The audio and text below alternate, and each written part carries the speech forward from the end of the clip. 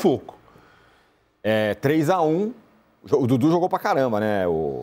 Deu bons sinais, o Dudu, o próprio Bernard, né? O Atlético Mineiro fez um jogo bem tranquilo. Curiosamente, uma das poucas bolas que o Del Valle conseguiu chegar no gol, o Everson acabou falhando. Deu aquela queimada de roupa, aquela espalmada que ninguém imaginava. O Del Valle fez ali o 2-1, aí ali talvez começasse a ter um jogo, porque 2-0 estava bem tranquilo, né? Com 1-1 na ida.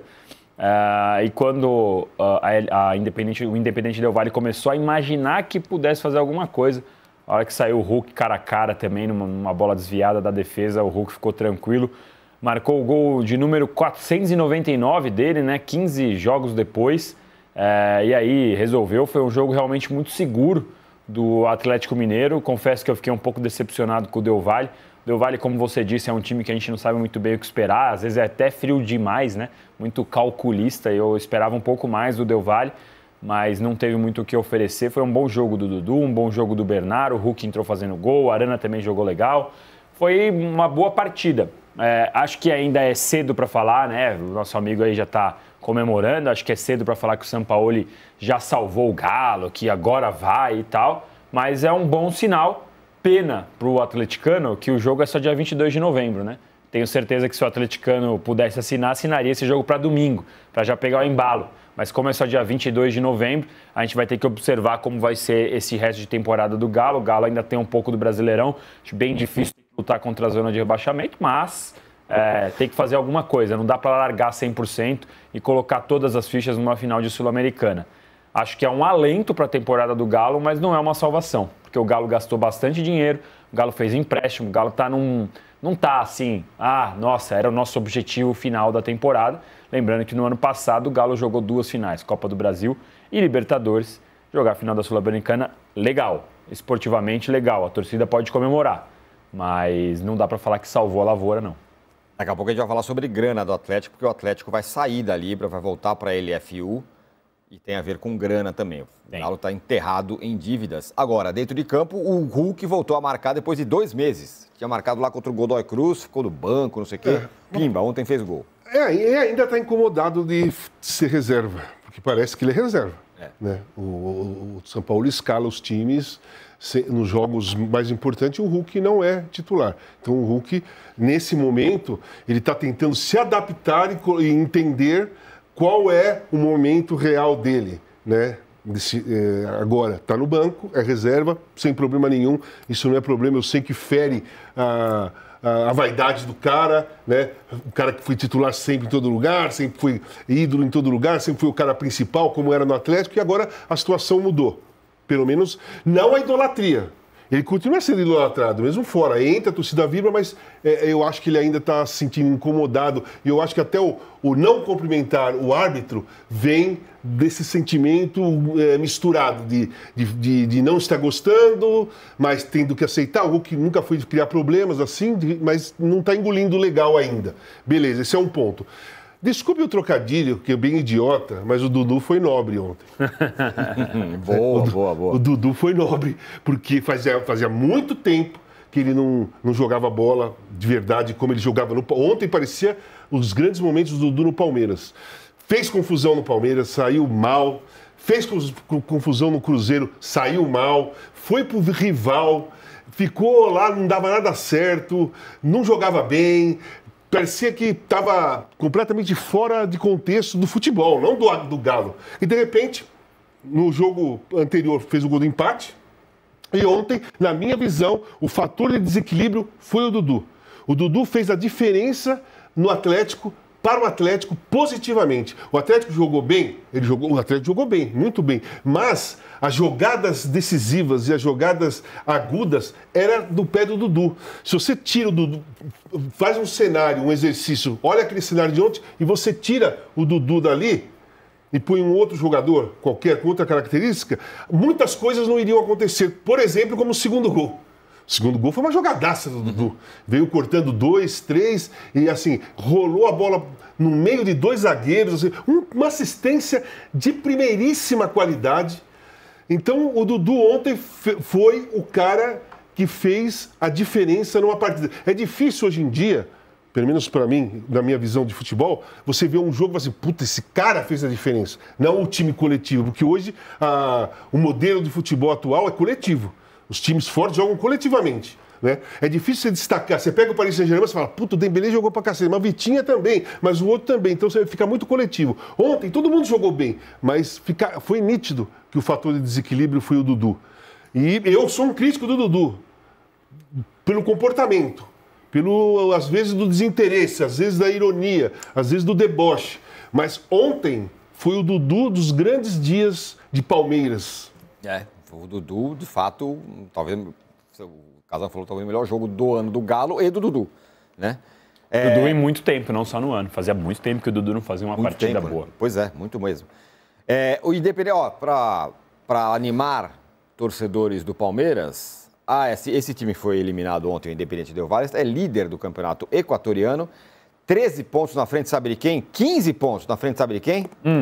LDU, que é o adversário do Palmeiras amanhã. Daqui a pouco a gente vai falar bastante sobre Palmeiras e LDU, mas olha só. Ou seja, o Galo ganhou do líder. O Galo ganhou do líder e está na final da Sul-Americana. E o Galo vai tentar quebrar um jejum de brasileiros nos últimos anos em finais da Sul-Americana. As últimas 3 decisões, São Paulo, Fortaleza e Cruzeiro perderam e foram vice-campeões. Olha aí, todos os brasileiros na final da Sul-Americana. Teve o Fluminense, o Internacional foi campeão em 2008, o Fluminense foi vice em 2009, perdendo para a LDU, detalhe, né?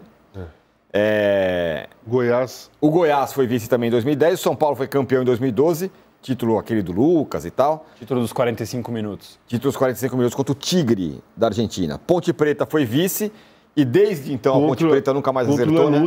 Contra o Lanús. Ponte Preta, lembra, apostou tudo na Sul-Americana, falou, não, tudo bem, eu caí no Brasileiro. Caiu, perdeu o título e agora voltou para a Série B. Chapecoense foi campeã, depois daquela tragédia, ela foi declarada campeã, né? Porque estava indo para a final e houve aquele acidente trágico que vitimou praticamente o time inteiro. O Flamengo foi vice em 2017, que era a reconstrução do Flamengo ainda, não era o timaço, mas estava quase lá. Perdeu para quem que eu não lembro? Perdeu para o Estudiantes. Estudiantes, é verdade. Aliás, para o Independiente. No Maracanã. No Maracanã, que teve invasão no Maracanã e tudo mais. O técnico era aquele que foi para o Santos depois, que eu agora esqueci o nome. O técnico do Independiente. Depois teve o Atlético Paranaense, foi campeão, depois foi campeão de novo em 2021, ganhando do Bragantino, gol do Nicão. São Paulo foi vice lá em Córdoba, perdendo para esse Independente Del Valle. Fortaleza foi vice e o Cruzeiro foi vice ano passado, perdendo para esse Racing. Que atropelado pelo Racing. Atropelado pelo Racing, que hoje joga para o Flamengo. Aí a pergunta que eu faço é sobre o Galo na final. Galo campeão, tá resolvida, tá salva a temporada, vocês acham? Vai terminar o ano com título. Se, eu acho que não vai, né? Então vamos lá. Não cair pelo que fez, pelo futebolzinho que jogou no Campeonato Brasileiro, pelas confusões, sai treinador, entra treinador, jogadores, pela dívida, pelo ambiente todo ruim no Campeonato Brasileiro, não caindo, que eu acho que não vai cair, e sendo campeão da Sul-Americana, eu acho que salva. O problema é você... Não é nem cair, é você ficar ali o primeiro depois da zona de rebaixamento, sabe? Aí você fala, tudo bem, foi campeão da Sul-Americana, mas olha onde ficou o tamanho que é o Atlético Mineiro, ele não pode ficar lá, né? Como muitos não podem. Então, mas o time do Atlético é bom, não dá nem para entender porque está lá. Olha a classificação do Brasileiro, onde está o Galo nesse momento? Procura o Galo aí, está lá em 13º lugar. Não deve cair, porque os times lá de baixo estão muito mal, né? O Vitória, Fortaleza, mas Juventude, Sport. O Vitória tem 5 pontos só, a menos que o... Só que o Galo tem 29 jogos. Tem 29 jogos, mas tem que ganhar esse daí para ficar sossegadinho, né? Mas assim, não deve cair, mas vamos combinar que, diante do que é o Não vai, acho que não cai. Essa turma que está ali, ó, Atlético Mineiro, São Paulo, Corinthians, vão fazendo uma campanha... medíocre, para dizer internacional. Do São Paulo para baixo, o Campeonato Brasileiro é péssimo para todos eles. Se a gente olhar essa tabela aí, ó, o Atlético Mineiro, ele tem tem mais investimento do que Bragantino, mais do que Grêmio, mais do que o São Paulo, mais do que o Vasco, mais do que o Fluminense, mais do que o Mirassol. Isso. Então, assim, o que a gente imaginava do Atlético Mineiro Ela está numa parte mais de cima da tabela, porque está gastando dinheiro, não está em reconstrução nem nada. Então, assim, para o torcedor, ser campeão da Sul-Americana, claro que vai ser legal. Os caras têm que viajar, vai lá para Assunção, tem lá a rivalidade de ter mais torcedor do que o Cruzeiro levou na última final. O torcedor tem que comemorar, tem que festejar se for campeão, tem que fazer festa, assim, tudo bem, vai lá, é campeão. Falando assim, com o coração de um atleticano. Agora, se você for analisar friamente, colocar no papel o que o Atlético Mineiro fez, o que ele tirou da conta, o investimento que ele fez para jogar essa temporada e falar que o resultado foi 13º, 14º do Brasileirão, eliminado da Copa do Brasil e campeão da Sul-Americana, aí é pouco. Não é que o torcedor não pode comemorar. Claro que tem que comemorar. Fique bem claro. Para mim são duas coisas distintas. O torcedor vai comemorar, vai festejar. O menino na cadeira dele, olhando ali o time dele, que ele é dono da SAF, ele vai olhar e falar, putz, não foi para isso que eu coloquei dinheiro. Garante a vaga na Libertadores, tem um título legal, mas o Atlético Mineiro tem que estar na parte de cima da tabela. Não pode a gente ver o Atlético Mineiro em 13º. Não pode o Atlético Mineiro ter que, a gente vai falar um pouco mais, mas vender uma parte do futuro para poder pagar suas dívidas de agora. O governo, a gestão da SAF não está equilibrada nesse momento, não. O Vinícius Leal aqui falou, um elenco caríssimo desse se contentar com a Sul-Americana e fazendo um brasileiro patético, tá de brincadeira, tá reclamando do Galo. O Atlético, ele ganhando a Sul-Americana, é assim, beleza, que nem o Danilo falou, tem que comemorar mesmo. Um ano frustrante, campeão da Sul-Americana, mas ganhar o título da Sul-Americana não é uma receita de bolo para 2026 e não é uma varinha de coldão que, ganhou a Sul-Americana, virou um timaço. Entendeu? Sem dúvida. Tem que comemorar a Sul-Americana, mas o entendimento da direção do Atlético Mineiro tem que ser em cima do que aconteceu no Campeonato Brasileiro. Para que eles melhorem para o ano que vem. Não pode ter como base assim, apagar o Campeonato Brasileiro, fomos campeões da Sul-Americana, nós temos um timaço. Continua tudo igual. Tá tudo certo, vamos para o ano que vem. Não tá tudo certo, porque o Campeonato Brasileiro é mais difícil, bem mais difícil que a Sul-Americana, e o time ficou lá embaixo com esse investimento todo. Só para fazer uma comparação, assim, para todos eles, né? Vale para todos eles, vale até para Palmeiras, Flamengo e Cruzeiro. O Mirassol, que o investimento é desse tamanho e não tem nenhum estrangeiro, nenhum estrangeiro, é quarto colocado brigando diretamente pelo terceiro, pela terceira colocação. Sem estrangeiros, sem investimento alto, sem um estádio com capacidade grande de público. Os caras falam, né, muitos torcedores do Sul, de Minas, falam assim, o eixo Rio-São Paulo, o Mirassol, ele não está em eixo nenhum no Campeonato Brasileiro, se você for olhar friamente. É um time do interior de São Paulo, longe pra caramba da cidade, e está fazendo um trabalho espetacular, uma organização de primeira, sem estrangeiros, ganhando de todo mundo, invicto em casa, e a cidade está eufórica e merece estar eufórica. Perfeito. Você não pode ficar eufórico com o Galo sendo campeão da Sul-Americana. Você pode ficar feliz e comemorar. Sim. Euforia não tem motivo para ter. Perfeito. Certo? E só uma coisa, antes de mudar de assunto, essa classificação do Galo para a final é excelente para uma equipe que disputa o Brasileirão. Palmeiras. Para o Palmeiras. Eu sei disso. Explica por quê. Porque o Atlético Mineiro joga dia 19 contra o Palmeiras e dia 22 a final da Sul-Americana. Então, vocês imaginam o que vai fazer o Sampaoli com o time no dia 19. Exatamente. Se puder, vai colocar o Sub-10 para jogar contra o Palmeiras. Um desafio a menos para o Palmeiras, já numa reta bem final contra o Atlético Mineiro. Então, essa classificação do Atlético Mineiro pode ser muito celebrada pelo palmeirense. E dá para os palmeirenses que estão concentrados hoje para o jogo de amanhã, dá para o Abel Ferreira mandar uma mensagem para o menino, para o Dudu, para o Caio Paulista, para toda a legião palmeirense que tem lá no Atlético Mineiro para agradecer. Aliás, só um detalhe, a CBF podia mudar isso, né? Porque isso não é torcer contra, mas isso atrapalha um pouco a isonomia do campeonato. O Palmeiras vai enfrentar um adversário. Sim, mas isso aí isso aí tá igual. Faz muito tempo que isso acontece. Mas para esse efeito ser real, o Atlético Mineiro tem que sair daquele lugar. Exatamente. Precisa chegar lá. O Palmeiras e Atlético Mineiro e o Atlético ali daquele lugarzinho ali, 2 pontos, 3 pontos da zona de rebaixamento, que não vai adiantar. Pode ser, mas eu acho que mesmo assim, imaginando que o Atlético Mineiro jogue o campeonato para sair e faltando 3, 4 rodadas, aí você vai ter um jogo que é para decidir o título e depois tem mais 2, 3 jogos para o Atlético Mineiro jogar. Eu acho que esse do dia 19, Então, quem tiver mais ou menos, o São Paulo tira. Então, mas olha só. Você falou, isso aqui tem que mudar, mas isso aqui acontece no mundo todo.